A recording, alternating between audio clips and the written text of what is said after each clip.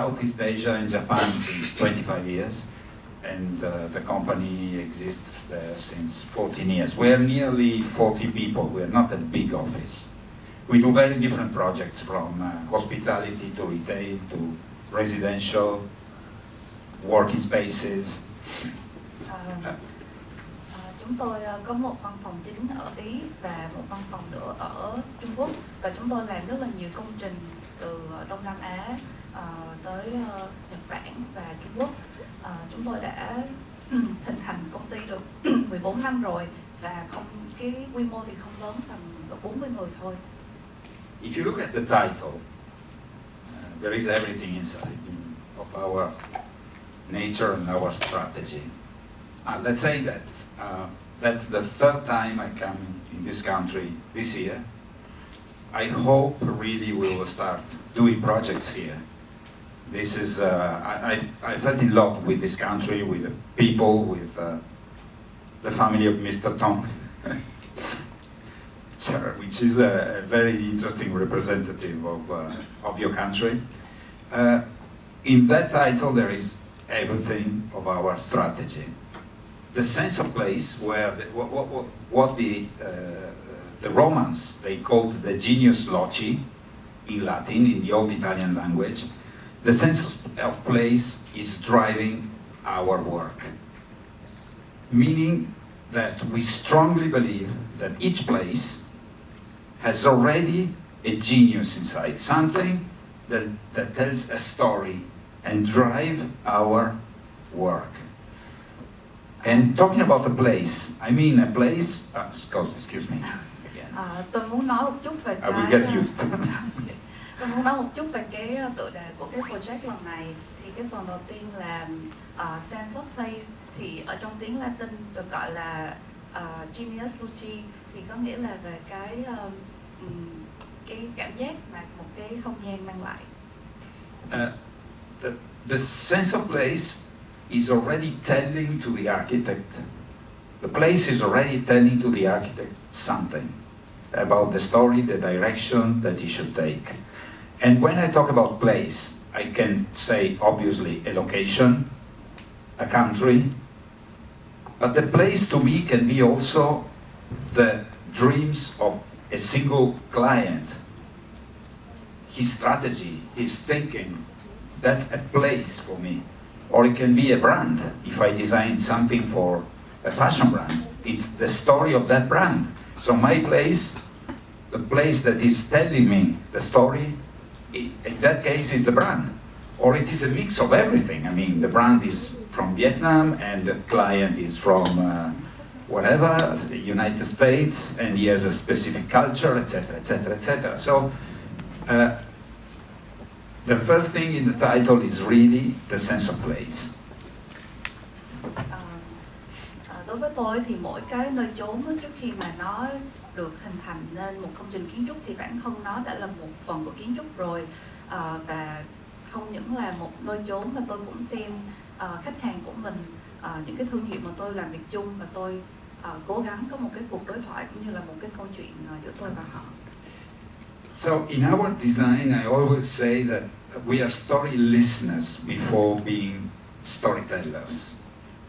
We listen to what the specific situation tells us. And therefore we arrive to very, very different results every time, because each project is the result of a sharing between us and the place, between us and the client, between us and a brand, where we listen a lot before becoming storytellers. Đối với mỗi một cái dự án thì trước khi là người kể chuyện thì chúng tôi là người lắng nghe. Chúng tôi lắng nghe khách hàng của mình, lắng nghe cái không gian đó, lắng nghe cái câu chuyện của những cái thương hiệu đó, để mà có một cái sự kết nối trong khi làm việc và hình thành cái công trình. So very different projects you will see here. I try to go quick. Many different projects. Each one is completely different, let's say. Still, we work. What is our trademark? We are different every time, but we bring our culture and we listen to a specific place, culture, and story, and the mix is the result. We bring we are rooted into Italian design, obviously, and architecture. We are modern, we are contemporary, we work with today, so we're not nostalgic, we are not vernacular, we are contemporary, and we bring our culture and we mix it. We listen and the result is a mix. Với mỗi công trình thì chúng tôi là những người Ý, những người được sinh ra và nuôi dưỡng lên với cái nền văn hóa nghệ thuật đương đại của nước Ý. Thì khi mà chúng tôi làm việc thì chúng tôi cố gắng kết hợp cái nét văn hóa của mình cũng như là cái chất địa phương, những cái câu chuyện của khách hàng của mình để mà tạo nên những cái công trình khác nhau. And not only I believe that this is the only way I'm able to work, because I'm curious to listen, I'm curious to share, but the world today is this. I mean, you live in a big town, you have 20 different restaurants of 20 different cuisines next to your house, everywhere. You have Italian restaurants, you have Chinese restaurants, you have Vietnamese restaurants. I mean, the world, it's mixing. Information and cultures are mixing much more than before. Thế giới hiện nay thì ngày càng phát triển và có thêm nhiều cái sự trộn lẫn giữa những nền văn hóa khác nhau, nhưng mọi người có thể được tiếp cận với lại rất là nhiều nền văn hóa khác nhau hiện nay. But this country, specific country, is the result of Chinese influences in the beginning, and then European ones 120, 30, 50 years ago. And this is this is today a very, very, very peculiar characteristic of this country, of your culture. I mean, you're the result of a mix of culture where the dominant one is the Southeast Asia and China, but at the end of the French influence has been very important, and you still see it, not only in architecture. I mean, I talk about general attitude and culture. Tôi cảm thấy Việt Nam là một đất nước rất là thú vị, tại vì Việt Nam vừa chịu ảnh hưởng từ văn hóa Trung Quốc và sau đó thì là văn hóa phương Tây của Pháp. Thì tôi có thể thấy được cái sự trộn lẫn này không chỉ là qua kiến trúc mà còn qua con người và văn hóa. Đó là cái điểm mà tôi cảm thấy rất là thú vị về đất nước này. So I will go through 4 different fields: hospitality, residential, let's say, retail, and workspaces. And I will show you some projects in Europe, in North America, in China, Japan. I don't remember. Yes, Japan. There is Japan as well.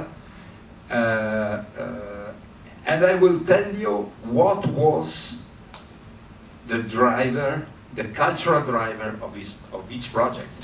I will not stay hours to explain why a project in Venice is Venetian, while a project in Japan is Japanese, etc., etc., etc. I will go fast, but what I would like to do is to tell you what was the driver, the cultural driver of that project. So there are a few hotels. This is a hotel in Venice. Tôi sẽ nói qua về 4 cái loại hình công trình mà tôi đã làm, là khách sạn, nhà ở, shop và văn phòng. Thì song song với đó tôi sẽ kể cho mọi người cách mà tôi đưa những cái nền văn hóa và cách mà tôi kể chuyện qua bằng những cái công trình của tôi. There is one more thing which is very important, and you will not see it in these pictures, but in any project we do, architecture, when you design architecture or interior design, whatever, you design relationship. Nhưng mà cái điểm thú vị là trong quá trình làm thì chúng tôi có mời những cái người nghệ sĩ, những cái người họa sĩ địa phương để mà họ làm ra những cái tác phẩm đương đại. Và chủ khách sạn này cũng là một cái nhà sưu tầm nghệ thuật, nên là những cái tác phẩm của những người nghệ sĩ địa phương đó đã được để vô cái khách sạn này. Và tôi thấy đó là một cái sự kết hợp thú vị giữa truyền thống và hiện đại. These are 2 hotels. I put them together because they are in the same for the same company in the same city. Milano Verticale, it's a 4-star hotel. It's in Milano, so the obvious thing was to celebrate Milano design culture. So this thing is a homage to the Italian modern design masters that they are, most of them, they have been working in Milano after the Second World War. And everybody is saying that this hotel is the most Milanese hotel in Milano, which is a very good compliment for us, because that was really the goal, I mean, our strategy. So it's full of homage to our masters, let's say, the people where which I studied with, the important designers that they established what we call the Italian style, but it is brought to today. I think there is somebody here. We are working with Michele De Lucchi, which is the youngest between those masters, but he is a master. And this specific hotel, the architecture is made by Michele De Lucchi, and we are doing the interior architecture and design. And for people who know the Italian design,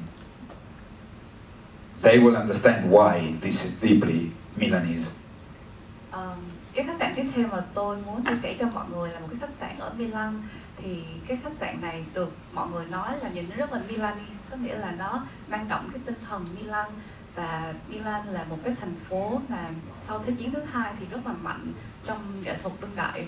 Và tôi nghĩ là những người mà thật sự hiểu về văn hóa Ý thì khi mà nhìn vô cái khách sạn này sẽ hiểu là tại sao mà mọi người hay nói là khách sạn này nhìn rất là Milanese.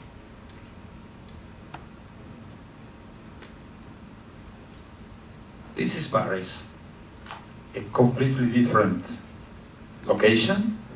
So if we work in Paris, we think about Paris. This is a 4-star hotel in Paris. It's under construction in this moment. And it is destinated, the typical client they target is between 30 and 45 years old. And they want this hotel to become a social hub where people can stay, work, and live in the rooms. So it's a quite interesting exercise, because there is no reception desk, there is nothing. The reception is at the bar. This bar is designed as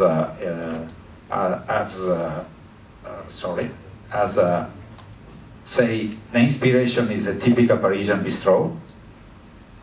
There are meeting rooms, and each meeting rooms, this is a wine cellar.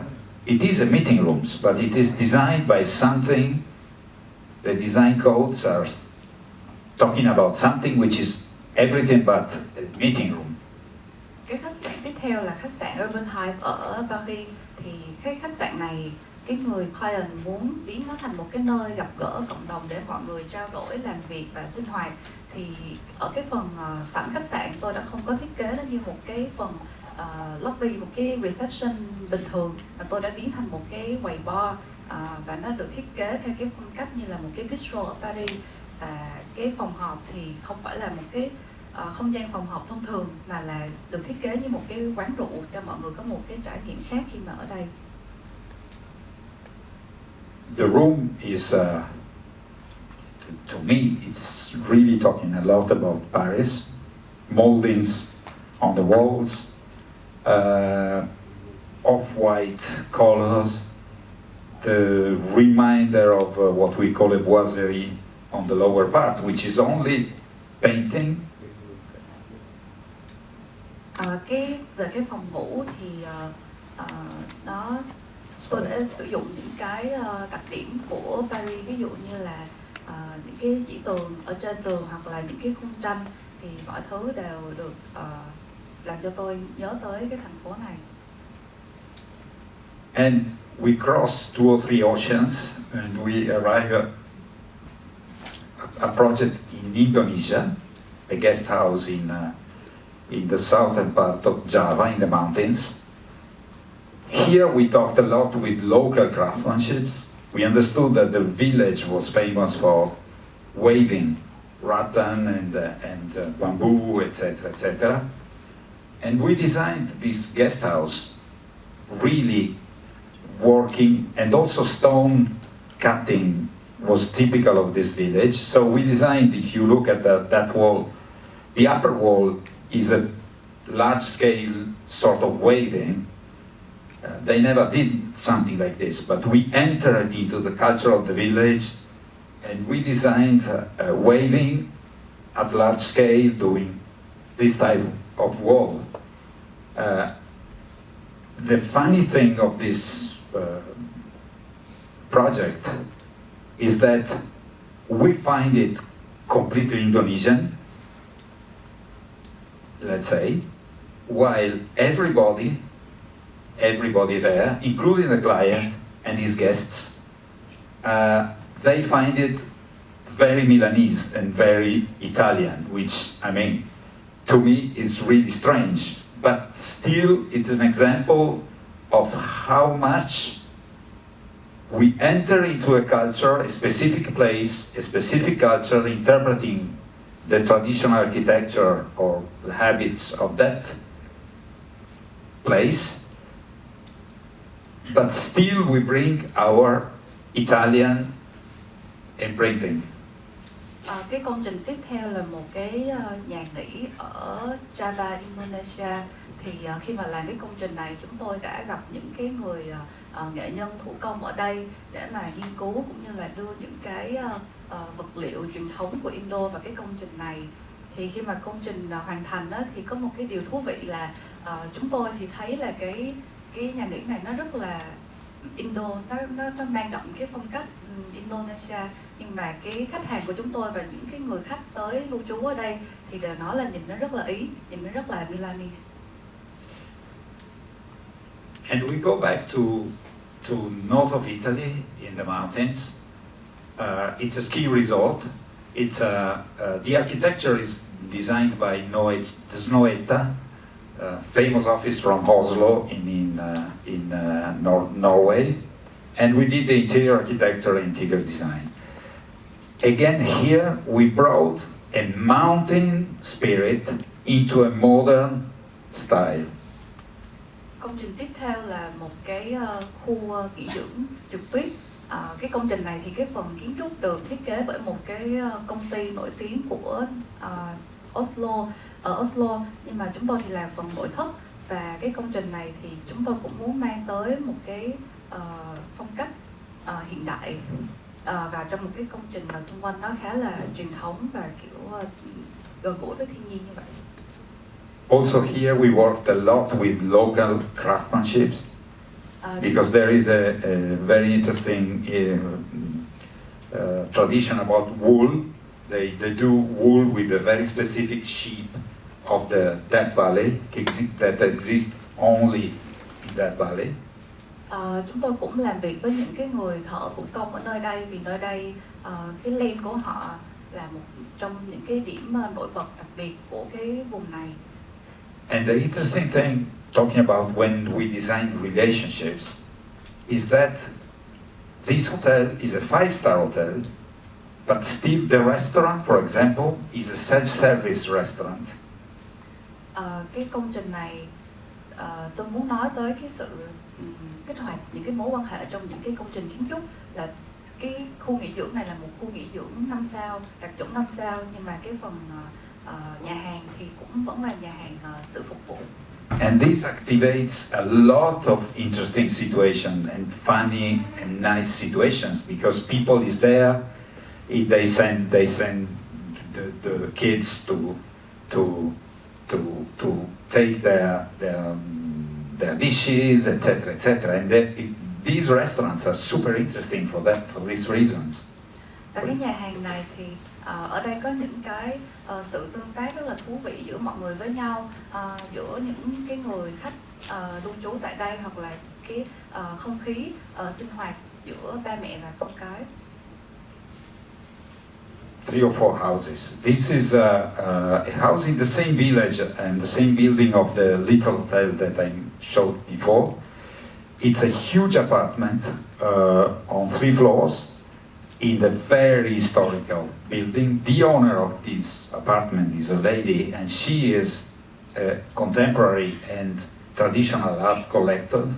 So what we did here is really that we did a very careful restoration of the building, but all the story is about contemporary and traditional together. And we stressed this concept up to the limit.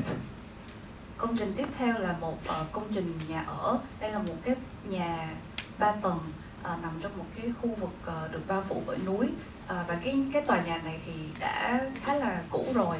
Chủ nhà thì là cô này cũng là một nhà sưu tầm nghệ thuật, và cô này có rất là nhiều cái tác phẩm truyền thống. Và ở đây tôi cũng muốn lồng ghép sự tương phản nhưng mà rất là hòa hợp giữa hiện đại và truyền thống và ngôi nhà này.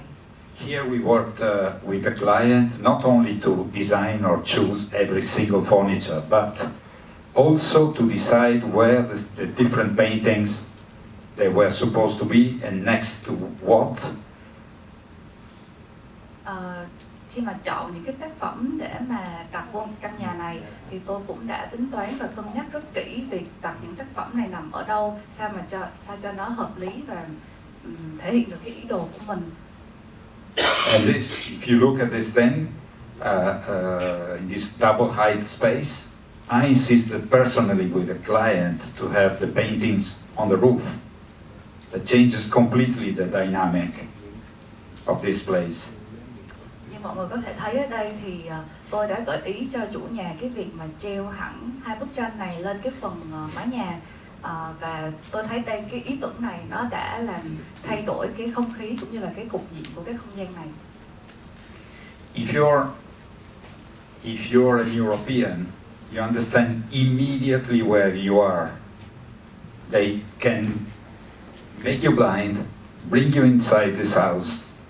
Every European will understand that he is in the Italian or Austrian Alps. That's the sense of place for us.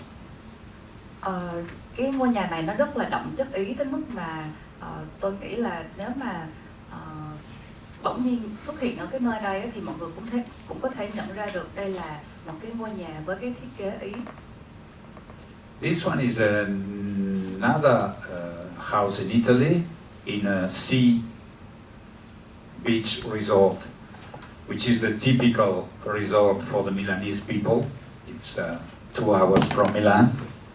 And this is about a laid-back attitude, beach, but still for urban people, let's say. It's we did 2 houses in Milan and here for the same family. And it's at the same time talking about the Mediterranean, the weekend house, the seaside, but still talking about Milano and the Italian design. Cái nhà này cũng là một cái nhà nghỉ dưỡng ven bờ biển, thì cũng chung với lại chủ nhà của căn nhà trước, nhưng mà tôi đã mang tới một cái cảm giác khác cho căn nhà này. Căn nhà này là một căn nhà nghỉ dưỡng nên là cái cảm giác của nó, cái thiết kế của nó cũng thư thái, nó cũng thông thả hơn, nhưng mà đâu đó thì tôi vẫn muốn để cái tinh thần hiện đại của Milan vô những cái thiết kế nội thất mà tôi chọn, để nó có một cái sự dung hòa giữa đô thị và bờ biển. And we crossed the world again. This is a villa in Shanghai. That's an interesting story because it's a Chinese gentleman. He's a Chinese gentleman. He is doesn't talk a single word of English, and he is ultra passionate of Italian design, modern Italian design. Công trình tiếp theo cũng là một công trình nhà ở khá là thú vị. Vị chủ nhà của căn nhà này là người Trung Quốc và anh ấy thì không biết một chữ tiếng Anh nào hết, nhưng mà cái anh này rất là đam mê với lại cái văn hóa thiết kế Ý đương đại. And in fact, he wanted an Italian villa. Stop. We worked 6 months to convince him that he was Chinese. And there is nothing better for me than having a Chinese passionate of Italian design, because that's really what I'm looking for in our projects. So I convinced him that modern Italian design can fit very well with Chinese design. And this is the result. They are still living there. It's a 2,000 square meter villa. And we put together Italian design pieces, modern pieces, vintage pieces with Chinese pieces. That tapestry in the back is 600 years old from China, for example. Vị chủ nhà này thì lúc đầu anh ấy muốn có một cái căn nhà nó hoàn toàn là thẩm chất Ý thôi, chỉ muốn nó thực sự là rất là Milanese. Nhưng mà trong 6 tháng mà xây dựng thì tôi đã thuyết phục anh ấy mang tới những cái nét đẹp của văn hóa Trung Quốc vào, và kết quả là đã có một cái sự phối hợp rất là độc đáo giữa kiến trúc Ý và những cái nét văn hóa Trung Quốc cổ đại. Ví dụ như là cái tấm đằng sau cái sofa thì đã được 600 năm rồi. You look at the armchair is from the 60s, a very famous vintage piece from the Italian design from the 50s. The couch is from Cassina, and you can buy it on the market today. The carpet, the rug, it looks like something modern, and in fact it comes from the Altai region in Mongolia. You know, and the whole thing together works. There is nothing to say about it.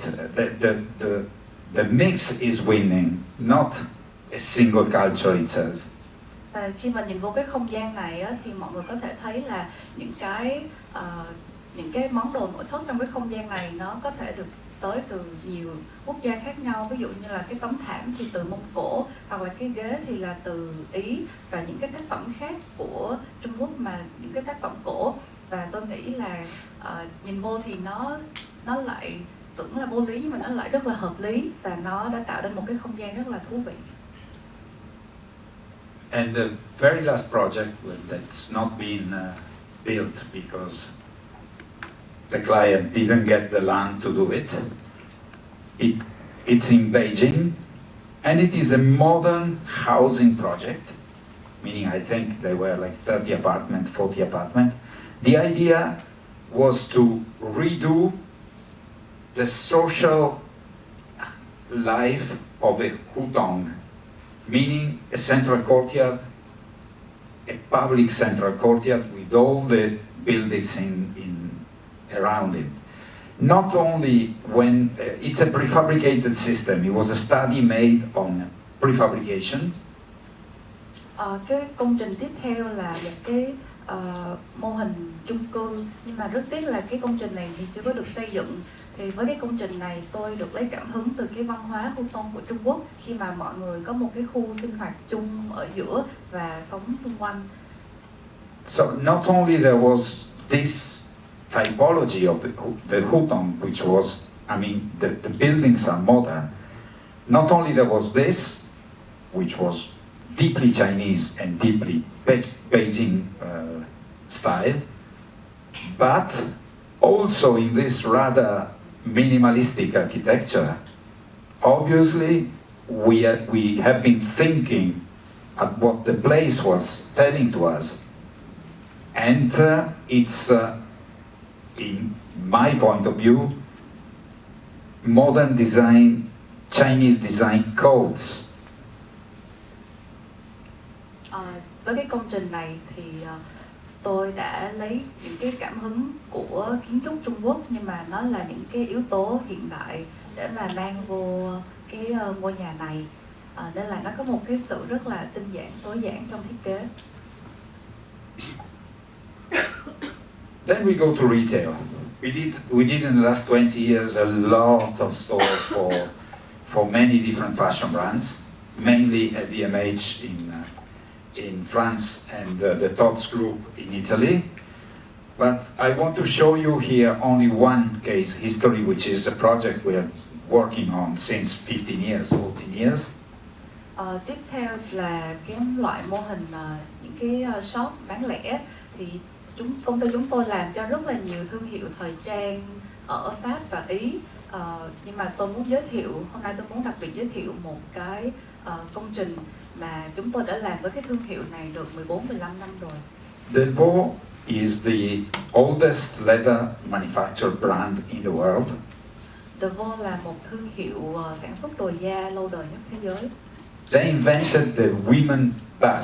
Before Delvaux, women didn't wear a bag. 1902. Và thương hiệu này là thương hiệu mà đã làm ra cái túi xách của phụ nữ vào năm 1902. It's a small brand, say Hermes sort of level, maybe even more as a quality and price. And it is from Belgium, which is very important in this work. Đây là một thương hiệu tới từ Bỉ, và cái sản phẩm đồ da của thương hiệu này thì có thể được nói là đạt đẳng cấp Hermes trở lên. So Belgium is a small country in Europe. They have stores all over the world, and doing our place more than Belgium is really Delvaux. We did, I think, 80 stores all around the world.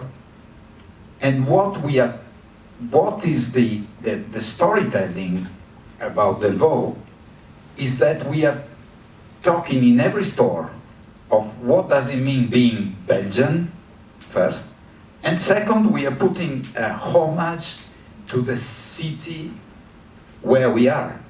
In Shanghai, it's not the same as in Paris, it's not the same as in London, or in every city, there is something reminding to a London spirit, a Paris spirit, etc., etc. And this is again the genius loci, as I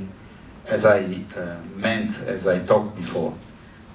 Delvaux là một cái thương hiệu của Bỉ, và chúng tôi đã làm tầm 80 cửa hàng cho thương hiệu này khắp thế giới. Và ở mỗi cái cửa hàng thì chúng tôi đều luôn muốn mang tới cái tinh thần Bỉ và cửa hàng. Song song với đó là tôi cũng muốn đem những cái giá trị văn hóa địa phương của chính cái thành phố đó vào cái công trình này để mà nó được địa phương hóa. Và đây nó cũng giống với lại cái khái niệm cảm quan về không gian, genius loci mà tôi đã nhắc vào phần đầu của bài thuyết trình. Belgium was at the center of many artistic movements in the 20th century.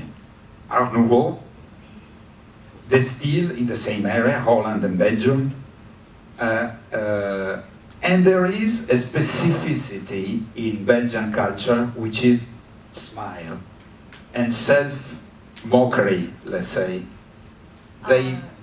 They smile about themselves also. Nước Bỉ vào thế kỷ 20 thì như là một cái nôi của văn hóa khi mà được tiếp cận với rất là nhiều cái nền nghệ thuật, những cái phong cách nghệ thuật khác nhau như là Art Nouveau hay là The Style. Và song song với đó thì cũng có một cái văn hóa của người Bỉ mà tôi thấy thú vị là văn hóa mà tự cười cợt bản thân mình. This is the flagship in Brussels, in a very beautiful traditional building. And the whole thing is about Belgianness, being Belgian, and modern and traditional. If you look at those paintings, they look like traditional European paintings, and you look at the lady eating popcorns up there, this is really typically Belgian. We play with history, we play with smile, and modernity as well.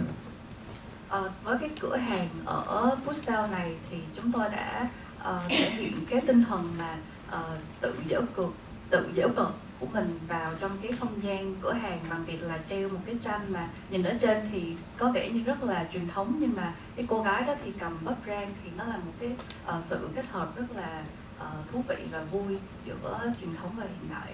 All these plays, they are ultra modern and they are inspired by Mondrian and the style movement, obviously, as you can see.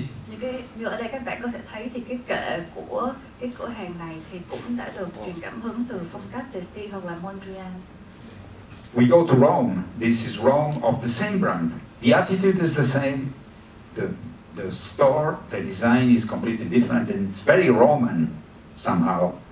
That table, vintage table, super rich, glasses. I mean, there is a Roman singularity, which is about abundance and exaggeration a little bit. Khi mà làm những cái cửa hàng ở Rome thì nó đem lại một cái cảm giác rất là khác. Tại vì Rome thì khi mà nhắc tới Rome thì tôi sẽ nghĩ về cái sự xa hoa, cái sự mà nó hơi phóng đại, cường đại trong kiến trúc. Okay, sorry. That's the one. Yeah. Nên là ở đây mọi người có thể thấy được cái tinh thần Roman được mang vào trong những cái nội thất của cửa hàng này. And still in Rome, in the second part of the stores, we took some Piranesi, a famous artist from the 18th century from Rome. Piranesi engravings. We put them in very large scale, classic things. But then we colored like a pop art sort of attitude. And this is the smile, Belgianness, and Rome.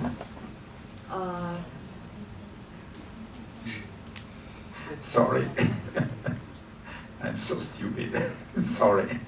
Với cái này thì tôi đã sử dụng những cái tranh của Piranesi rất là nổi tiếng vào thế kỷ 18 và tôi phóng nó rất là to để thành giấy dán tường, nhưng mà tôi lại cho thêm màu sắc vào cái tranh này để mang một cái tinh thần pop art, một cái tinh thần của nghệ thuật đương đại, và tôi nghĩ đây là một cái sự kết hợp giữa cái tinh thần mà nó hơi dở cợt một chút của Bỉ với lại cái sự cổ điển xa hoa của Rome.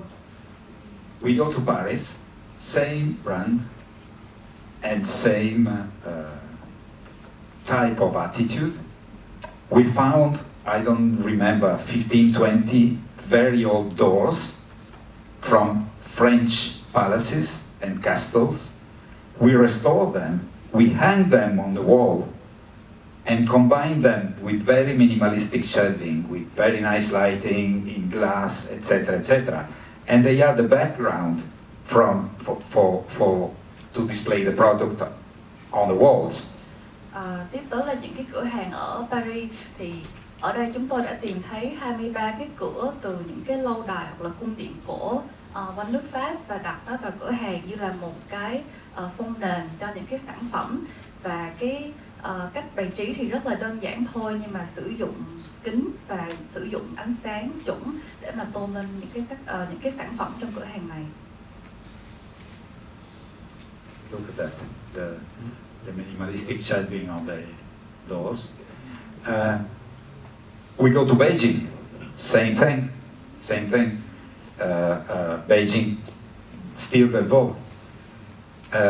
If you look at the furniture on the left-hand side, it comes from the colonial period in China, but it is deeply inspired by Europe. Tiếp tới là cửa hàng ở Bắc Kinh. Như mọi người có thể thấy thì cái món nội thất phía bên trái thì nó là từ thời thuộc địa, nên là nó có chịu ảnh hưởng rất là lớn từ văn hóa châu Âu. And if you look at the private room, but it's not really private, it's open to the public. In these stores, and this is how we activate relationships, there are large living rooms where you sit down, they invite you to have a champagne, they invite you to drink a tea, and this is super Chinese somehow. It's a place that, to our simple way of doing things, I mean, it's Chinese, but still that sort of screen in the back, golden, it comes from the US, from the 50s in America. We found them in an auction